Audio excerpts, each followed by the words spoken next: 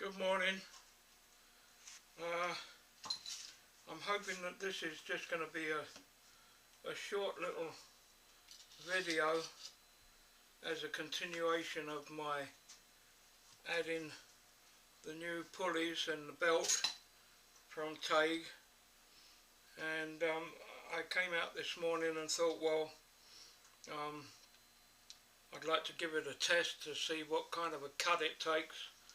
So I got some chunks of old mould steel here. I have no idea what the grade is.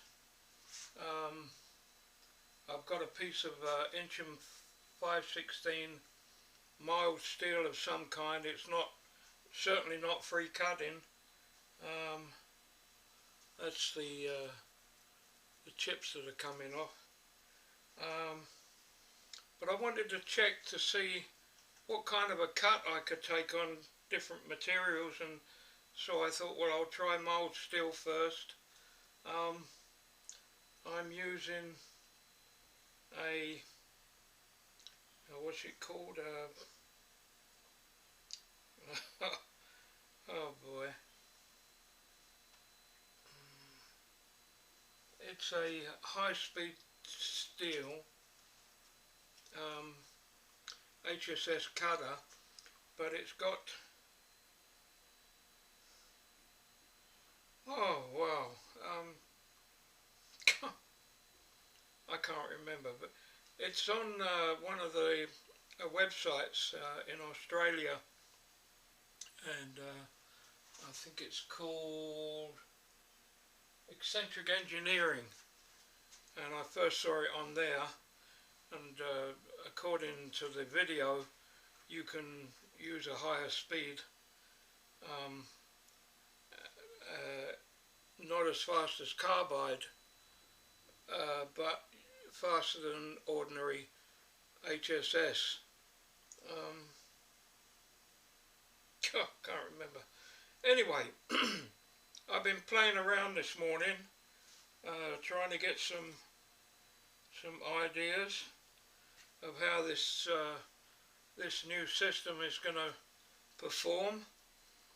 And at the moment, on this face here, that's a 70 thou total diameter off of this diameter here. That was the first diameter that I did. Let's see. Okay, this machine surface is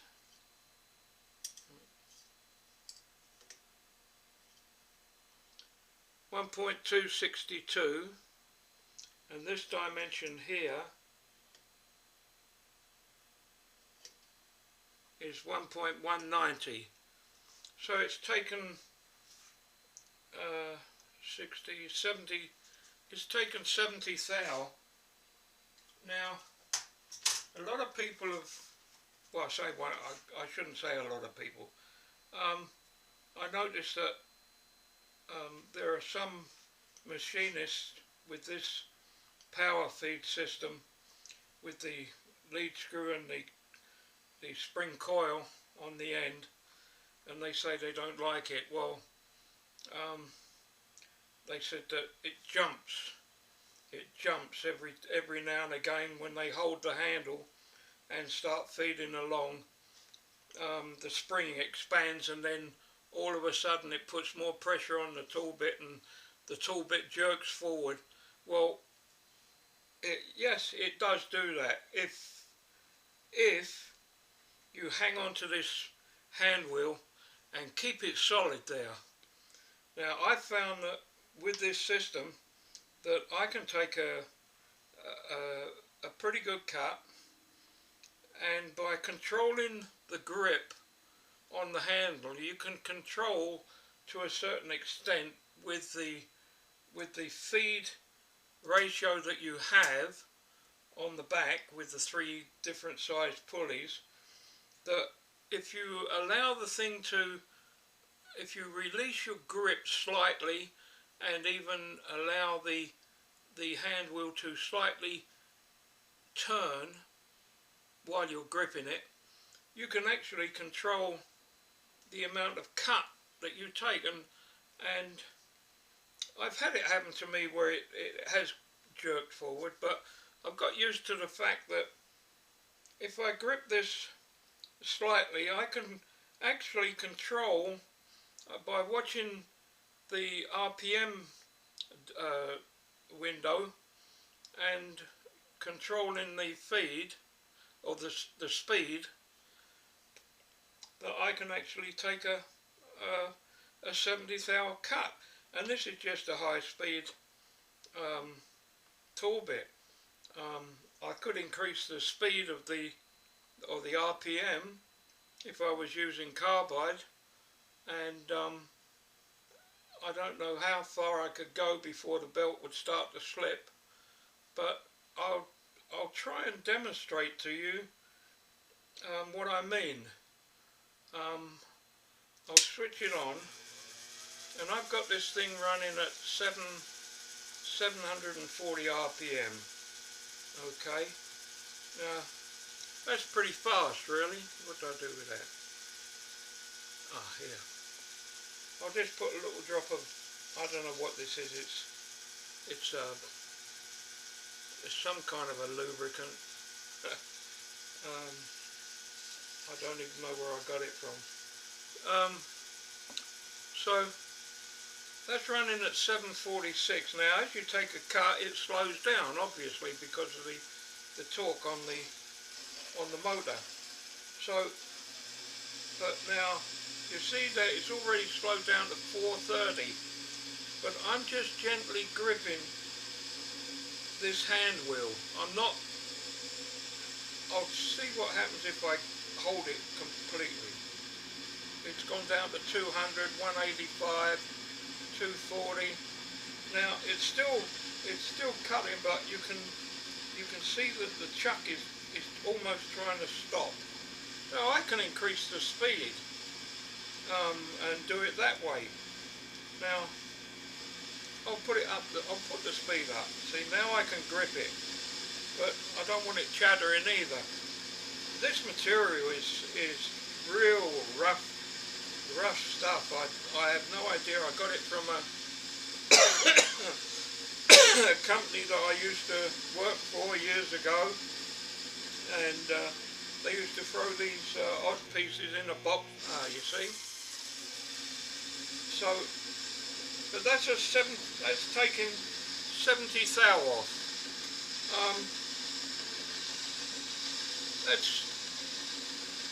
I guess you could say that's a 1/16 of an inch cut, but it's not. It's a 35 thou actual cut, but it's removing 70 thou. So if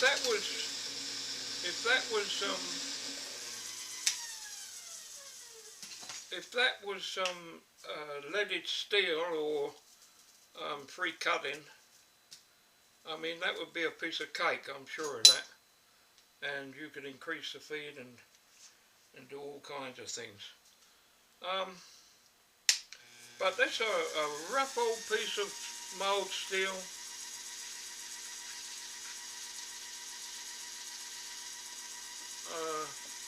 I wish it was better steel so that I could show you. See, now I got the speed running at 973.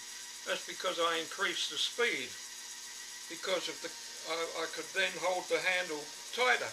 But you see, as soon as you put a cut on, now I'm controlling the amount of metal that's being removed just by the pressure that I'm holding this. I don't know what's going to happen here. This is even bigger.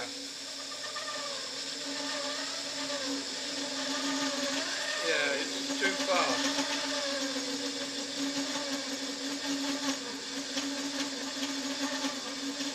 Now it's coming off in small chips, and it's almost stalling.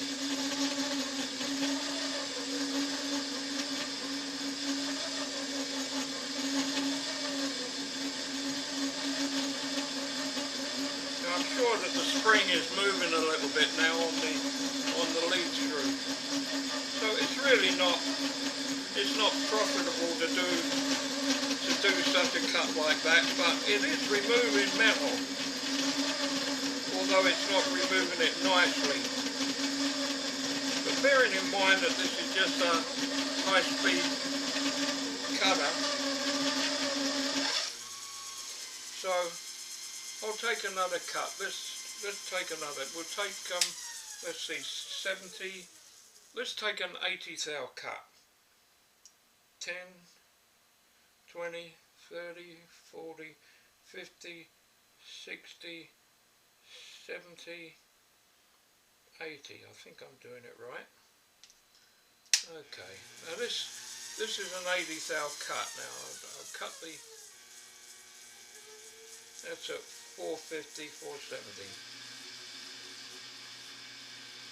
So it's definitely slowed down, but that's a really big cut for a little lathe like this.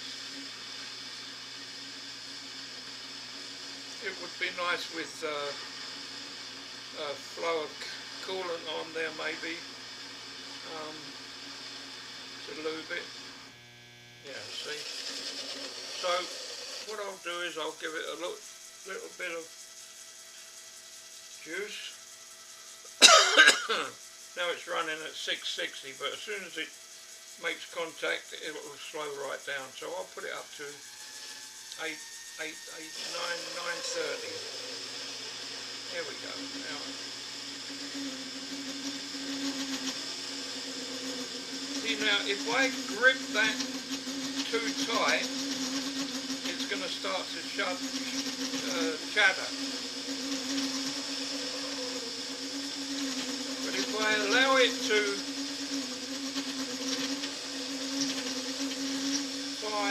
this actual handle is just slightly slipping in my hand as I grip it, and so I'm, in a way, it's like a variable feed, if you like to put it like that.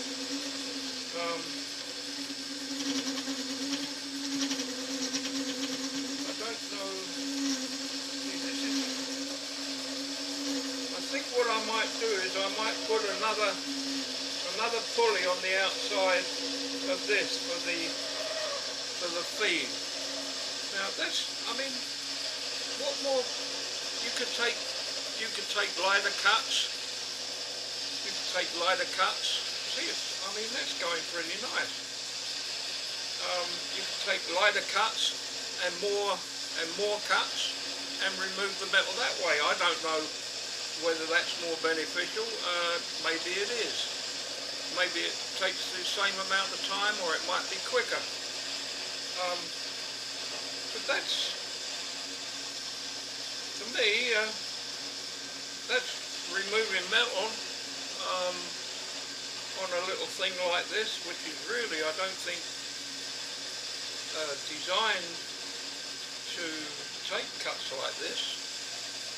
As a standard machine, when it comes with the small pulleys and the small belts, so it's running between 350, 470, 490.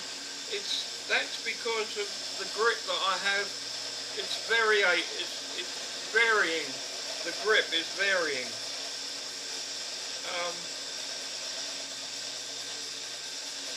And that's just high speed still. So again, I still have to mention that for little stuff like this, there's nothing wrong with high speed, and I kind of get annoyed a little bit because the retailers and the dealerships and God knows what else, they all have this brainwashing idea that oh, you have to have carbide, and I really don't think so. It all depends on what you're doing. If you're gonna buy the new Lathe CNC lathe, then yeah, go ahead and use carbide, because it's that machine is more of a production machine. You can't turn anything between centers on it. All you can do is the little short pieces, maybe, I don't know, 3 inches long at the max, coming out of the chuck or the collet. But if you have anything longer that you want to build, then you still really, you really need a tailstock for support at the outer end. And as long as you've got that, then you're fine. But on the new CNC you can't do that, because the tailstock moves as you're machining. So it's only good for drilling holes. It's not even good for boring, I guess. Oh, it might be good for boring. No, it's no good for boring. No. So to the young people out there, I'm not trying to be a seller of machines or anything, or tooling, but for the young people out there that buy these machines, and everybody says, "Oh, you've got to have carbide." Yeah, you've got to have carbide. Here's a carbide that I made. I don't think I hardly ever use it. I had the inserts. I forget now where I got them. I had them given to me, I think. Yeah, and I just made up a holder for them, but I very seldom use it. You get something like this, you get something like that in 3/8 or 5/16, and that's ample for this type of machine. And that you can hand down to your grandchildren, and they'll still have it when they're 60 if they're good machinists. This one is, what is it? Oh, it's a Stellite. Oh, very expensive Stellite. Yeah, Deloro Stellite, UK Limited. So that's very expensive stuff, and I must have got that from where I was working. But you know, for 10, 15 bucks, maybe 20 bucks, you can buy one of those, and you can forget about inserts unless you've got really hard material that needs machining, and the HSS won't stand up. So I had the tendency to suggest to hobbyists that are using these little machines that learn to sharpen a tool bit, and you'll do fine. I think. See, now I've got to do something about this. The vibration on these two little lock-up knobs here that lock this onto the block, one of them keeps on vibrating loose, so don't know what I'll do there. Maybe a piece of I saw something in the model engine workshop.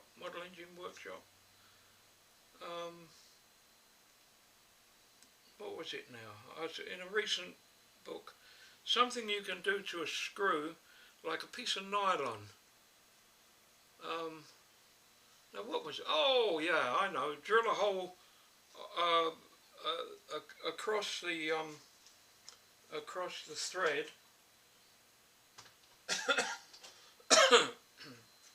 Drill a hole in the thread across that way, and put a little piece of Delrin through, and then have it sticking out each side, just a little bit bigger than the thread, and then when you thread it in with the Allen key, that cuts the Delrin, and it's like a anti-unlock kind of a feature. You can buy screws like this with a little nylon insert in one side, like a little round pad, and they work the same way. they're very good. I tried to get some for this, for these screws that adjust the height, and I couldn't get any, so I just made do with ordinary ordinary socket head screws. But there you see, I mean, I don't know what more I can show you about that. I mean, it definitely needs a tailstock centre when you're doing something like that. There's a lot of pressure that way and up as well. In fact, there's more pressure in the upward under the cut of the tool bit. Will tend to lift. So I don't know. Let's. I'll take. That's. That was 190, wasn't it? See, this is a nice thing about this. You can pull this saddle back and get it away from the piece that you're cutting, because it goes underneath the tailstock and not up against it. Okay, that was 1.19. This is 1.12. So that's 70. 70 thou? Yeah. Well, you know, I mean, this is just a test to see how it reacts to a cut like that. I mean, normally I wouldn't probably take a cut like that. I might touch on.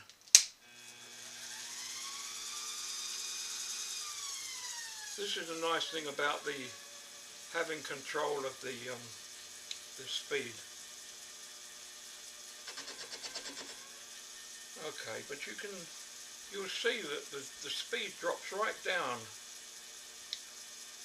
and when it did lock up on me, the motor was still running.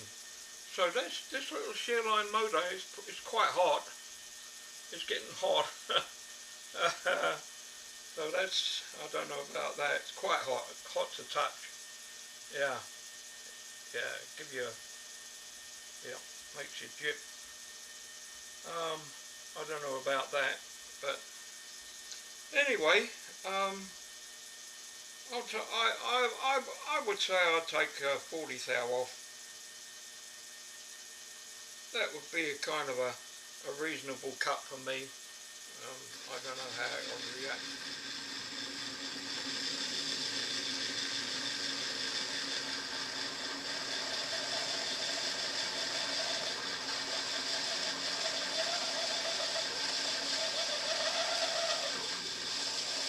Yeah, I'm to an extent controlling the chatter. Maybe it needs a bit of lube. Lube does help. So that's running at 1087, and that'll drop right down to 400, I bet.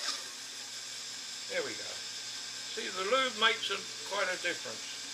Now that's cutting nice.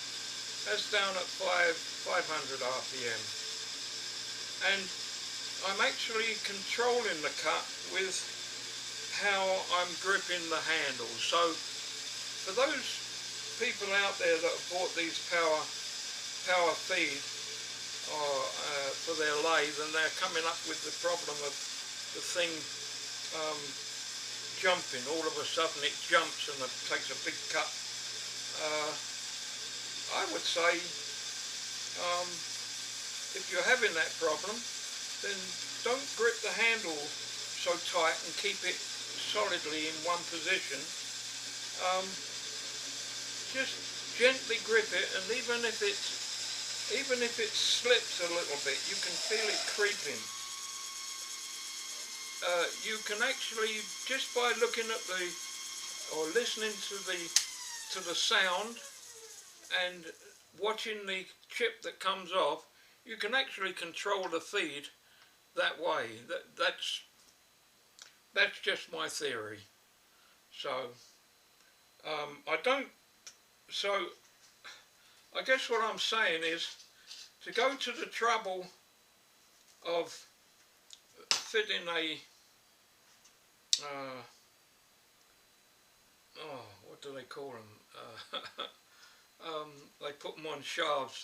They're like little spring, like little universal joints. So some people have put universal joints on there, little tiny ones, and to be quite honest with you, I don't think it's really necessary. I think that, I don't know, you can still get a certain amount of control from the handle and the tightness that you grip it, or how you allow it. You have to listen and watch, and you can kind of control it that way. That's 40. See, now that's running at 1,000, but I'll put, that's another 40, that's like 10, 20, 30, yeah, that's 40. Yeah, it's actually taking 40 thou off of the material. And I'll just do this again. See, it slows right down straight away. 600, 7. But if you listen to the cut and watch it, and I know not everybody's got a RPM thing, but if you're watching that and listening, you can I'll hold it tight and see what happens. It's okay at 40 thou. It's doing fine. The RPM is at 480. So 40 thou, and it's taken the material off. That's not bad. I mean, I've heard a lot of people out there that have mentioned that the maximum they can take is 10 thou cut at a time, and that's on aluminium and free cutting steel. And all I can say is that it could be partly that their tool bit is not sharpened properly, or you know, these carbide inserts, they're meant to take a big cut. You know, if you start taking a tiny cut with it, it starts to rub instead. They need to get dug in. It's like cast iron is the same. To get under that skin, on a block of cast iron, you need to put on a pretty big cut. The tip starts to, it's not got no pressure there on the tip, and so you get like maybe a rough finish. But with carbide, you got to run at a fairly fast speed and take a big cut, you know, normally. I mean, look at A-bomb. Look at the cuts he takes. I know the size of the machine makes all the difference as well, but he gets stuck in there and you see sparks coming off. And obviously you need the power as well. And these little things, they really don't have the power, I don't think, to take big cuts. So, you know, it looks so easy when E-bomb does it, or Oxo. I can't remember their names now, but I watch them quite a bit, and yeah, it's really impressive. But they've got the machinery to do it. And what seems to be easy on a big lathe, like the stuff that A-bomb does and Oxo does, it doesn't really indicate a comparison between working on a big lathe. This is just my theory. Just working on a big lathe, there's so much more room, the tools are so much bigger, the power is there. They're using 3-phase and big motors and lots of power. Whereas there's the difficulty of working with a small